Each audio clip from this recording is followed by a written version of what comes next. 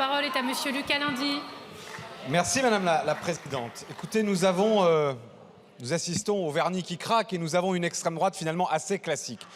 Classique dans l'espace, j'allais dire, puisque finalement, tel Monsieur Orban ou d'autres, elle nous propose ici une nouvelle injonction faite aux femmes de faire des enfants pour je ne sais quel financement de je ne sais quoi. Là aussi, ça a été rappelé, bien rappelé par notre collègue, une politique et une vision politique extrêmement sexiste et patriarcale que nous ne cesserons de combattre ici, qui est totalitaire, si je puis dire, c'est-à-dire de faire injonction aux femmes de faire des enfants de la sorte et de contrôler leur corps et l'usage qu'elles en font. Et une extrême droite classique à ce qu'elle est finalement depuis toujours, puisqu'elle est là aussi obsédée par l'immigration, quand bien même, on le sait, notre système de protection sociale, il tient grâce aux cotisations de celles et ceux que vous stigmatisez, que vous voulez sans cesse expulser.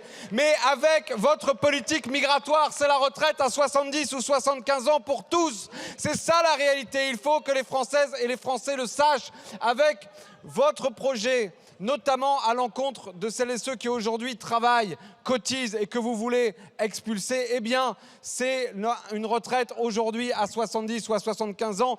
Vous êtes encore une fois dans la manipulation. Et comme la base de la pédagogie, c'est la répétition, je vais le redire.